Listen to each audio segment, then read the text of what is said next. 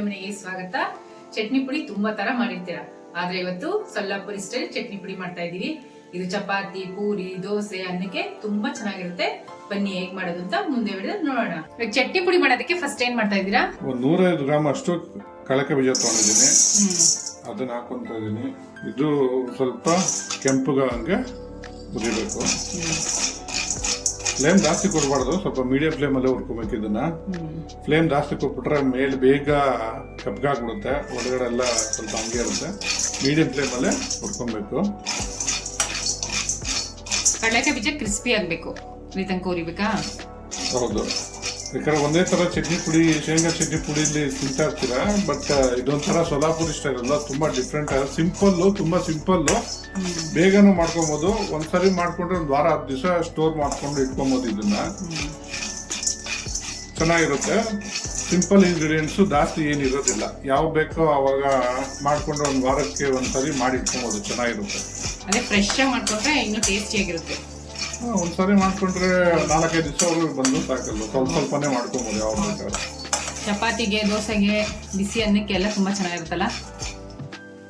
ಚಟ್ನಿ ಪುಡಿ ಇಷ್ಟ ಇರೋರು ಯಾವ್ದ್ರಲ್ಲಿ ಬೇಕಾದ್ರೂ ತಿನ್ಬೋದು. ಚಪಾತಿ, ದೋಸೆ, ಪೂರಿ, ಅನ್ನ, ತುಪ್ಪ, ಅನ್ನ, ಈ ಚಟ್ನಿ ಪುಡಿ ಹಾಕೊಂಡು ತಿನ್ಬೋದು. ಇವಾಗ ಎಮರ್ಜೆನ್ಸಿಗೆ ಏನೋ ಸಾಂಬಾರ್ ಇಲ್ಲಪ್ಪ ಅಂತಂದಾಗೂ ಬಿಸಿ ಬಿಸಿ ಅನ್ನ ಮಾಡ್ಕೊಂಡ್ರೆ ತುಪ್ಪ ಹಾಕೊಂಡು ಚಟ್ನಿ ಪುಡಿ ತಿನ್ಬಿಡ್ಬೋದಲ್ಲ. ಹೌದು, ತುಂಬಾ ಚೆನ್ನಾಗಿರುತ್ತೆ. ಚಟ್ನಿ ಪುಡಿ ಇಷ್ಟ ಆಗೋರು ಮಾತ್ರ.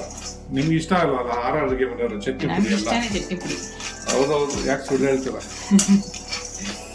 ಅಲ್ಲ, ಇದು ಹೊಸ ಹೇಳ್ತಾ ಇದೀರಲ್ಲ, ಅದಕ್ಕೆ ನೋಡೋಣ, ಟ್ರೈ ಮಾಡೋಣ ಅಂತ. ನಿಮಗೂ ತುಂಬಾ ಇಷ್ಟ ಅಲ್ಲ?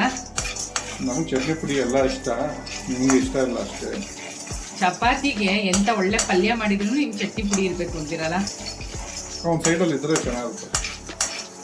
ಆಕ್ಚುಲಿ ಏನ್ ಗೊತ್ತಾ, ಚಟ್ನಿ ಪುಡಿಗೆ ತುಪ್ಪನೂ ಹಾಕೊಂತಾರೆ ನಮ್ಮ ಮನೆಯವರು, ಅದ್ರೊಳಗೆ ಕೊಬ್ಬರಿ ಎಣ್ಣೆ ಹಾಕೊಂತಾರೆ. ತುಂಬಾ ಟೇಸ್ಟಿ ಆಗಿರುತ್ತೆ. ನಾನು ಫಸ್ಟ್ ತಿಂತಾ ಇರ್ಲಿಲ್ಲ, ಒಂದ್ಸರಿ ಟ್ರೈ ಮಾಡಿದೆ, ತುಂಬಾ ಚೆನ್ನಾಗಿರುತ್ತೆ ಕೊಬ್ಬರಿ ಎಣ್ಣೆ ಹಾಕೊಂಡು ತಿಂದ್ರೆ. ಇದು 4ರಿಂದ 5 ನಿಮಿಷ ಆಗುತ್ತೆ ಮೀಡಿಯಂ ಫ್ಲೇಮಲ್ಲಿ ಹುರ್ಕೊಳ್ಳೋದಕ್ಕೆ.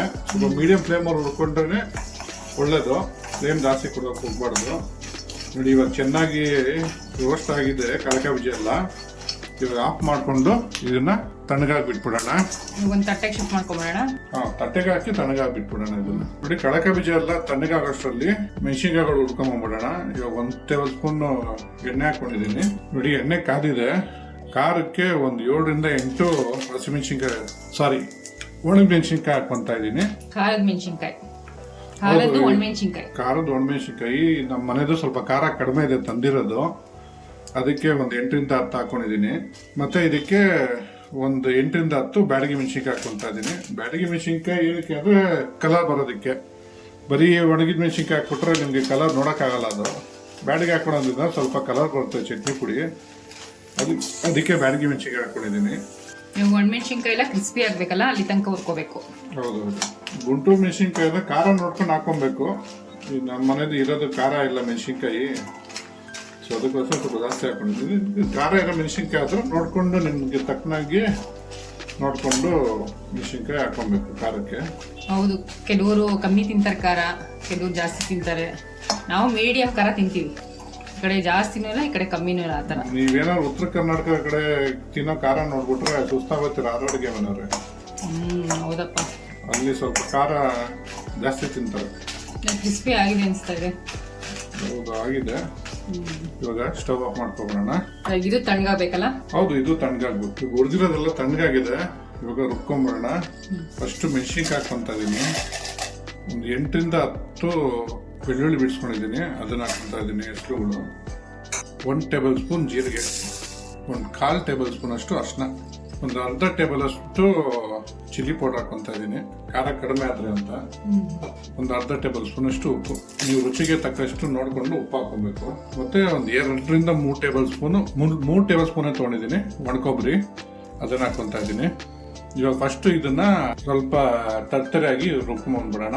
ನೋಡಿ, ಈ ತರ ತರ್ತರಿಯಾಗಿ ಪೌಡರ್ ತರ ಮಾಡ್ಕೊಂಡಿದ್ದೀನಿ. ಏನಕ್ಕಂದ್ರೆ ಕಳಕೆ ಬೀಜ ಹಾಕ್ಬಿಟ್ರೆ ಜಾಸ್ತಿ ಏನಾದ್ರು ನೀವು ಗ್ರೈಂಡ್ ಮಾಡಕ್ ಹೋದ್ರೆ ಕಳಕೆ ಬೀಜ ಎಣ್ಣೆ ಬಿಟ್ಬಿಡುತ್ತೆ. ಸೊ ಅದಕ್ಕೋಸ್ಕರ ಫಸ್ಟ್ ಇದನ್ನ ಪುಡಿ ಮಾಡ್ಕೊಂಡು ಆಮೇಲೆ ಇವಾಗ ಉಟ್ಕೊಂಡಿದ್ದಲ್ಲ ಕಡಲೆಕಾಯಿ ಬೀಜ ಅದನ್ನ ಹಾಕೊಂತ ಇದ್ದೀನಿ. ಇದು ನಾನು ಸಿಪ್ಪೆ ತೆಕ್ಕೊಂಡಿಲ್ಲ, ಹಂಗೆ ಮಾಡ್ಬೋದು. ಯಾರಿಗಾರು ಸಿಪ್ಪೆ ಇಷ್ಟ ಆಗಲ್ಲ ಅಂತಂದ್ರೆ ಬೇಕಾದ್ರೆ ತಕ್ಕೊಂಡು ಮಾಡ್ಕೊಬೋದು. 2 ಥರನೂ ಮಾಡ್ಬೋದು. 2 ಥರನೂ ಮಾಡ್ಬೋದು.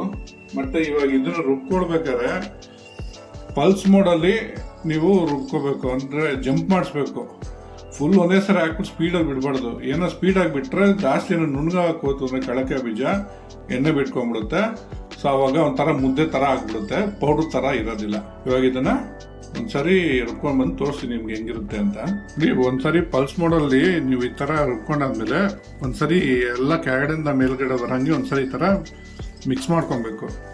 ಯಾಕಂದ್ರೆ ಮೆಣಸಿನ್ಕಾಯಿ ಎಲ್ಲ ಪುಡಿ ಮಾಡಿದ್ವಲ್ಲ ಅದೆಲ್ಲ ಕೆಳಗಡೆ ಕುತ್ಕೊಂಡ್ಬಿಡುತ್ತೆ, ಇದು ಮೇಲೆ ಇರುತ್ತೆ, ಸರಿ ಮಿಕ್ಸ್ ಆಗೋದಿಲ್ಲ. ಆಮೇಲೆ ಒಂದ್ಸರಿ ಈ ಥರ ಮಿಕ್ಸ್ ಮಾಡಿಕೊಂಡು ಆಮೇಲೆ ಇನ್ನೊಂದ್ಸರಿ ಪೌಡ್ರ್ ಮಾಡ್ಕೊಬೇಕು. ಅವಾಗ ಫುಲ್ ಕ್ಲೀನಾಗಿ ಎಲ್ಲಾನು ಮಿಕ್ಸ್ ಆಗುತ್ತೆ. ಮಿಕ್ಸ್ ಮಾಡ್ಕೊಳ್ಳಿ ನೀಟಾಗಿ. ನಾವು ಚೆನ್ನಾಗಿ ಮಿಕ್ಸ್ ಮಾಡ್ಕೊಂತೀವಿ, ನೀಟಾಗಿ ಮಾಡಲ್ಲ. ಬನ್ನಿ ಇವಾಗ ಒಂದ್ಸರಿ ಪುಡಿ ಮಾಡ್ಕೊಂಡ್ಬಿಡೋಣ. ನೋಡಿ ಈ ಥರ ಪೌಡ್ರ್ ಮಾಡಿ ಇಟ್ಕೊಂಡಿದ್ದೀನಿ. ನೋಡಿ ತಟ್ಟೆಗೆ ಹಾಕ್ತೀನಿ, ನಿಮ್ಗೆ ಗೊತ್ತಾಗುತ್ತೆ ಹೆಂಗೆ ಆಗಿದೆ ಅಂತ. ಇದು ನೋಡಿ ಈ ಥರ ಇರಬೇಕು ಈ ಪುಡಿ, ಇಷ್ಟೇನೆ. ಇನ್ನು ಜಾಸ್ತಿ ಇದನ್ನ ಜಾಸ್ತಿ ನುಣ್ಣು ಮಾಡಕ್ ಹೋಗ್ಬಾರ್ದು. ಜಾಸ್ತಿ ನುಣ್ಣಗೆ ಮಾಡಕ್ ಹೋದ್ರೆ ಎಣ್ಣೆ ಬಿಟ್ಬಿಡುತ್ತೆ, ಒಂಥರ ಮುದ್ದೆ ತರ ಆಗ್ಬಿಡುತ್ತೆ. ನೀವು ಈ ತರ ಮಾಡಿ ಇಟ್ಕೊಂಡ್ರೆ ಏನಾಗುತ್ತೆ, ಏರ್ ಟೈಟ್ ಕಂಟೈನರ್ಲಿ ಸ್ಟೋರ್ ಮಾಡಿ ಇಟ್ಕೊಂಡ್ರೆ ಒಂದು 15 20 ದಿವಸ ಇಟ್ಕೊಂಡು ತಿನ್ಬೋದು. ನೋಡಿ ಈ ತರ ಇರಬೇಕು. ಇದು ಇಷ್ಟೇನೆ ಪುಡಿ ಮಾಡಬೇಕು, ಜಾಸ್ತಿ ಪುಡಿ ಮಾಡಕ್ ಹೋಗ್ಬಾರ್ದು. ಸ್ಮೆಲ್ ಅಂತೂ ಘಮ ಘಮ ಅಂತ ಇದೆ. ತಿನ್ನೋರ್ರಿ ಸೂಪರ್ ಆಗಿರುತ್ತೆ. ನೀವು ತಿನ್ನಲ್ಲ ಅಂತಿರಲ್ಲ ಚಟ್ನಿ? ನಾನು ತಿನ್ನಲ್ಲ ಅಂತೇನೆ, ತಿಂತೀನಿ. ನೋಡಿ ತಟ್ಟೆಗೆ ಹಾಕೊಂಡು ಈ ತರ ಸ್ವಲ್ಪ ಹೊತ್ತು ಇದನ್ನ ಮಿಕ್ಸ್ ಮಾಡ್ಕೊಂಡು ಚೆನ್ನಾಗಿ ಒಂದ್ಸರಿ ಮಿಕ್ಸ್ ಮಾಡ್ಕೊಬೇಕು. ಚೆನ್ನಾಗಿ ಮಿಕ್ಸ್ ಮಾಡ್ಕೊಂಡು ಒಂದು ಸ್ವಲ್ಪ ಹೊತ್ತು ಬಿಟ್ಬಿಟ್ಟು ಒಂದು 5 ರಿಂದ 10 ನಿಮಿಷ ಬಿಟ್ಟರೆ ಸಾಕು. ಬಿಟ್ಟಾದ್ಮೇಲೆ ಇದನ್ನ ಏರ್ ಟೈಟ್ ಕಂಟೈನರ್ಗೆ ಶಿಫ್ಟ್ ಮಾಡಿ ಇಟ್ಕೊಂಡ್ರೆ ಅವಾಗ ಅದು ಕ್ರಿಸ್ಪಿನೆಸ್ ಎಲ್ಲ ಹಂಗೆ ಇರುತ್ತೆ. ಇಲ್ಲಿ ಗಾಳಿ ಆಡ್ಬಿಟ್ರೆ ಮೆತ್ತಗಾಗ್ಬಿಡುತ್ತೆ ಚಟ್ನಿ ಪುಡಿ. ಒಂದು 5 ನಿಮಿಷ ಸೆಟ್ ಆಗ್ಬೇಕೇನಲ್ಲ, ಎಲ್ಲ ನೀಟಾಗಿ ಹೊಂದ್ಕೋಬೇಕಲ್ಲ. ಹೌದೌದು. ಇವತ್ತು ಮಾಡಿದೀವಲ್ಲ, ಮಾಡಿ ಇಟ್ಬಿಟ್ಟು ಒಂದು ಏರ್ ಟೈಟ್ ಕಂಟೈನರ್ ಹಾಕ್ಬಿಟ್ಟು ಒಂದು ದಿವಸ ನಾಳೆ ತಿಂದ್ರೆ ಇದು ಯಾಕಂದ್ರೆ ನಾಳೆ ತಿನ್ಬೇಕು. ಏನಕ್ಕಂದ್ರೆ ಹಸಿಮೆಣಸಿನ್ಕಾಯಿ ಎಲ್ಲ ಹಾಕಿ ಪುಡಿ ಮಾಡ್ಕೊಂಡಿದೀವಲ್ಲ. ಮೆಣಸಿನ್ಕಾಯಿ ಸಾರಿ, ಅವಾಗಿಂದ ಹಸಿ ಇದೆ ಗೊತ್ತೈತೆ. ನಮ್ಮ ಅಡಿಗೆ ಮನೆಯವ್ರ ಪಕ್ಕದಲ್ಲಿ ಇರೋದಕ್ಕೆ ಅದನ್ನ ಕರೆಕ್ಟ್ ಮಾಡ್ತಾ ಇದ್ದಾರೆ. ಒಣಮೆಣಸಿನ್ಕಾಯಿ ಏನ್ ನಾವು ಹುರ್ಕೊಂಡಿದೀವಲ್ಲ, ಆ ಖಾರ ಅದೆಲ್ಲ ನಾವು ರುಬ್ಕೊಂಡಿರೋದಕ್ಕೆ ಸೆಟ್ ಆಗ್ಬೇಕು. ಸೊ ಅದಕ್ಕೆ ಇದನ್ನ ಒಂದ್ ದಿವಸ ಬಿಟ್ಟು ತಿಂದ್ರೆ ತುಂಬಾ ಚೆನ್ನಾಗಿರುತ್ತೆ, ಟೇಸ್ಟ್ ಜಾಸ್ತಿ ಆಗುತ್ತೆ. ಹೌದು ನೋಡಿ, ಈ ತರ ಏರ್ ಟೈಟ್ ಕಂಟೈನರ್ ಅಲ್ಲಿ ಸ್ಟೋರ್ ಮಾಡಿ ಇಟ್ಕೊಂಡ್ರೆ ಒಂದು 15 ರಿಂದ 20 ದಿವಸ ತಿನ್ಬೋದು ಆರಾಮಾಗೆ. ಸೊಲ್ಲಾಪುರಿ ಸ್ಟೈಲ್ ಚಟ್ನಿ ಪುಡಿ ರೆಡಿ ಆಗಿದೆ. ಟ್ರೈ ಮಾಡಿಬಿಟ್ಟು ಹೇಗಿತ್ತು ಅಂತ ಕಮೆಂಟ್ ಬಾಕ್ಸ್ ಅಲ್ಲಿ ತಿಳಿಸಿ. Thanks for watching our video.